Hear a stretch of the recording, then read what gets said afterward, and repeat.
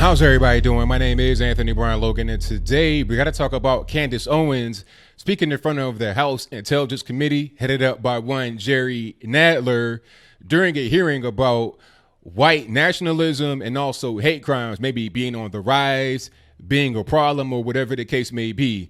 Now, some on the leftist part of the media and the right a little bit were questioning why she would be there talking about she's not qualified. Why have her there? Well, here's the thing. She was a victim of a hate crime in high school that was racially motivated. Second, she is a smart person and speaks about things like this a lot all over the world. So why not have her there?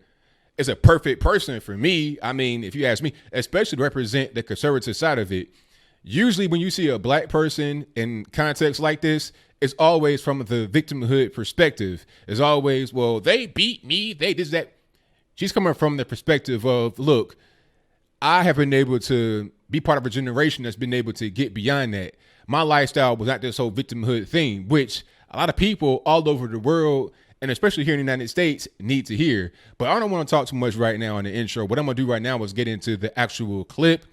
You'll see the opening statement from her, and then you'll see two more clips from different parts of the actual hearing, one of which was fantastic, where she wrecked Ted Lieu for playing a video of her out of context. And after we get done with that, I'll summarize it, give you my 2 cents, then wrap it on up with a nice bow on top. So without further ado, let's go ahead and roll it. Mr. Chairman, Ranking Member Mr. Collins, thank you for having me here today. I received word on my way in that many of the journalists were confused as to why I was invited, and none of them knew that I myself was the victim of a hate crime when I was in high school. That's something that very few people know about me because the media and the journalists and the left are not interested in telling the truth about me because I don't fit the stereotype of what they like to see in black people. I'm a Democrat. I support the President of the United States, and I advocate for things that are actually affecting the black community. I'm honored to be here today in front of you all because the person sitting behind me is my 75-year-old grandfather. I've always considered myself to be my grandfather's child, and I mean to say that my sense of humor, my passion, and my work ethic all comes from the man that is sitting behind me. My grandfather grew up on a sharecropping farm in the segregated South. He grew up in an America where words like racism and white nationalism held real meaning under the Democrat Party's Jim Crow laws. My grandfather's first job was given to him at the age of 5 years old, and his job was to lay tobacco out to dry in an attic in the South. My grandfather has picked cotton, and he has also had experiences with a Democrat terrorist organization of that time, the Ku Klux Klan. They would regularly visit his home and they would shoot bullets into it. They had an issue with his father, my great-grandfather. During my formative years, I had the privilege of growing up in my grandfather's home. It's going to shock the committee, but not once, not in a single breath of a conversation did my grandfather tell me that I could not do something because of my skin color. Not once did my grandfather hold a gripe against the white man. I was simply never taught to view myself as a victim because of my heritage. I learned about faith in God, family, and hard work. Those were the only lessons of my childhood. There isn't a single adult today that in good conscience would make the argument that America is a more racist or a more white nationalist society than it was when my grandfather was growing up. And yet we're hearing these terms sent around today because what they want to say is that brown people need to be scared, which seems to be the narrative that we hear every 4 years right ahead of a presidential election. Yep. Here are some things we never hear. 75% of the black boys in California don't meet state reading standards. In inner cities like Baltimore, within 5 high schools and 1 middle school, not a single student was found to be proficient in math or reading in 2016. Correct. The single motherhood rate in the black community, which was at 23% in the 1960s when my grandfather was coming up, is at a staggering 74% today. I am guessing there will be no committee hearings about that. There are more black babies aborted than born alive in cities like New York, and you have Democrat Governor Andrew Cuomo lighting up buildings to celebrate late-term abortions. I could go on and on. My point is that white nationalism did not do any of those things that I just brought up. Democrat policies did. Let me be clear. The hearing today is not about white nationalism or hate crimes. It's about fear-mongering, power, and control. It's a preview of a Democrat 2020 election strategy, same as the Democrat 2016 election strategy. They blame Facebook, they blame Google, they blame Twitter. Really, they blame the birth of social media, which has disrupted their monopoly on minds. They called this hearing because they believe that if it wasn't for social media, voices like mine would never exist, that my movement Blexit, which is inspiring Black Americans to leave the Democrat Party, would have never come about. And they certainly believe that Donald Trump would not be in office today. Yep. Looking on the next thing to focus on now that the Russian collusion hoax has fallen apart. What they won't tell you about the statistics and the rise of white nationalism is that they've simply changed the data set points by widening the definition of hate crimes and upping the number of reporting agencies that are able to report on them. What I mean to say is that they're manipulating statistics. The goal here is to scare blacks, Hispanics, gays, and Muslims into helping them censor dissenting opinions, ultimately into helping them regain control of our country's narrative, which they feel that they lost. They feel that President Donald Trump should not have beat Hillary. Correct. If they actually were concerned about white nationalism, they would be holding hearings on Antifa, a far-left, violent white gang who determined one day in Philadelphia in August that I, a black woman, was not fit to sit in a restaurant. They chased me out. They yelled race traitor to a group of black and Hispanic police officers who formed a line to protect me from their ongoing assaults. They threw water at me. They threw eggs at me. And the leftist media remained silent on it. If they were serious about the rise of hate crimes, they may perhaps be examining themselves and the hate that they have drummed up in this country. Bottom line is that white supremacy, racism, white nationalism, words that once held real meaning, have now become nothing more than election strategies. Every 4 years, the black community is offered handouts and fear. Handouts and fear. Reparations and white nationalism. This is the Democrat preview. Of course, society is not perfectible. We've heard testimony of that today. There are pockets of evil that exist, and those things are horrible, and they should be condemned. But I believe the legacy and the ancestry of black Americans is being insulted every single day. I will not pretend to be a victim in this country, and I know that that makes many people on the left uncomfortable. I want to talk about real issues in black America. I want to talk about real issues in this country and real concerns. The biggest scandal, this is my last sentence, in American politics is that Democrats have been conning minorities into belief that we are perpetual victims, all but ensuring our failure. Racial division and class warfare are central to the Democrat Party platform. They need blacks to hate whites, the rich to hate the poor, and soon enough it'll be the tall hating the short.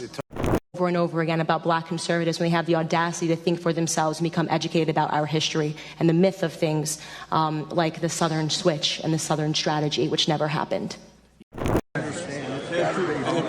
What's being taught in the education system is that the Republican Party and the Democrat Party effectively switched. It never happened. I believe Congress, within Congress, one member officially switched his party. It might be two, or it was one member. It was not more than that, so it's a complete myth that's built on nothing to make people believe that the Republicans and Democrats switched, when in fact Democrats today are the same party that they were throughout the Civil Rights era. That was what I was referring to, and there is a PragerU video that further explicates it that I would advise that everybody watches. Thank you for your time. Thank you.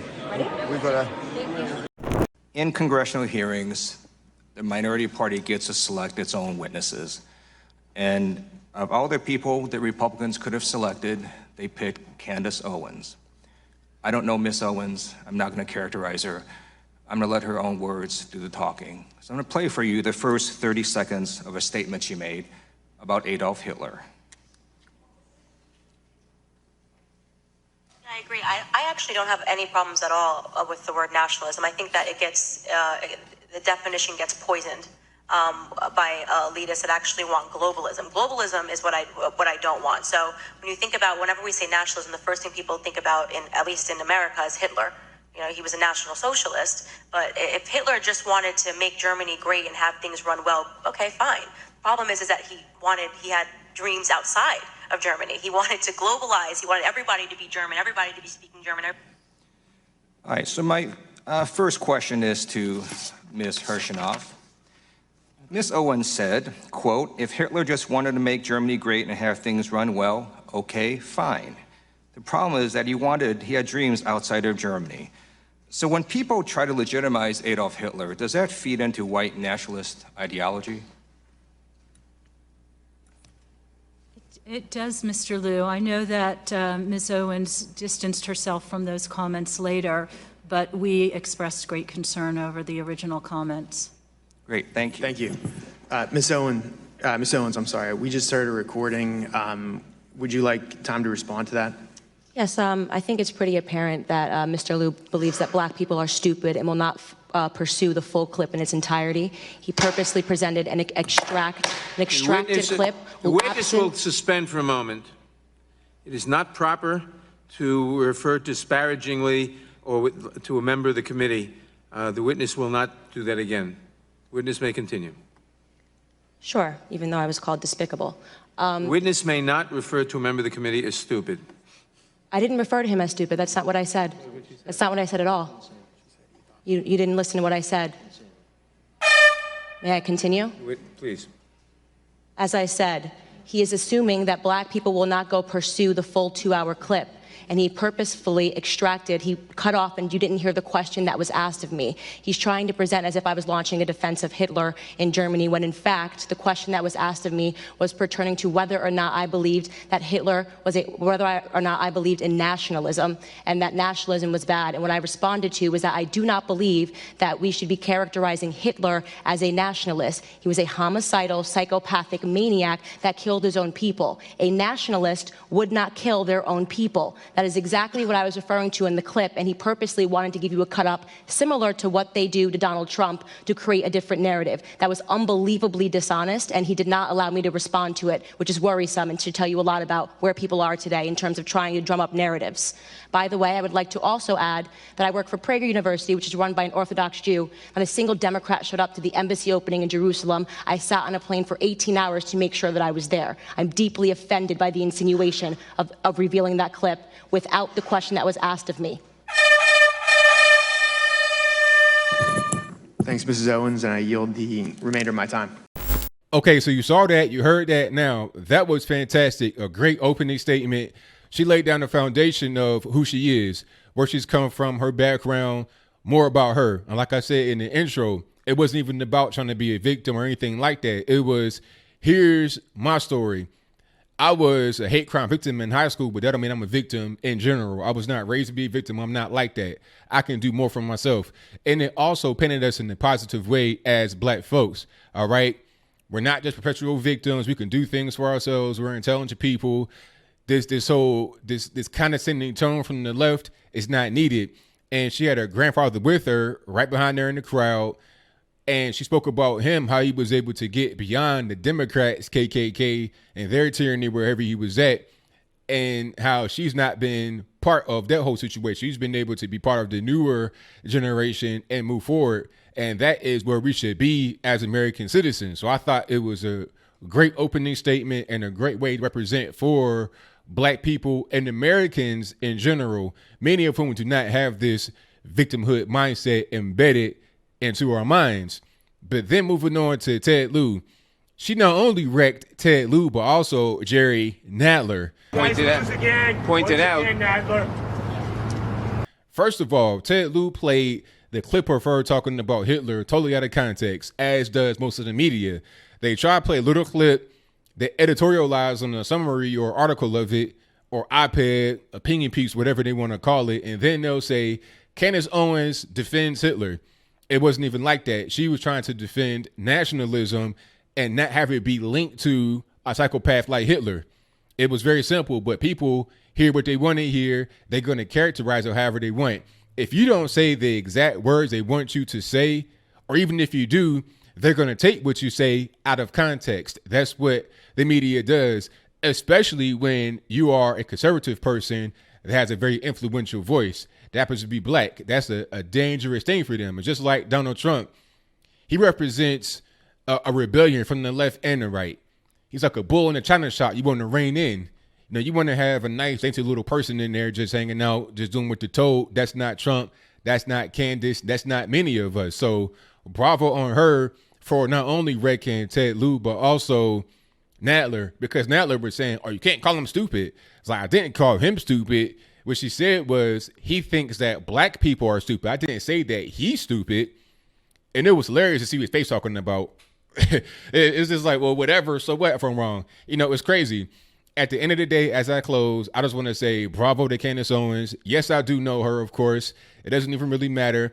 I thought this was great. So that is pretty much all I got. What say you? Do you think that Candace Owens did a good job in front of the House Intelligence Committee, in front of Nadler, Lieu, all these nut jobs? Did she do a bad job? What could she have said that she did not say? How do you feel about this whole charade, this whole kerfuffle talking about white nationalism? Why is it even the topic? That is not a problem in the USA. Hate crimes and stuff like that is not a serious issue. The more serious issue is the intra-gang violence, the black-on-black violence, the opioid crisis sweeping the nation, affecting mostly white people in low-income areas like where I come from, West Virginia, Ohio, that general area. Let's talk about real things that are affecting people, not these made-up boogeymen like Charlottesville and whatnot. And before you say anything about Charlottesville, being serious, I am from Virginia. I've been in Charlottesville. I know what it's all about. So don't test me on that. But that's all I got for now. Whatever your comments are, please let me know in the comments below. And that's all I got to say for this video. If you like what you heard, please comment, rate, share, and subscribe. Peace.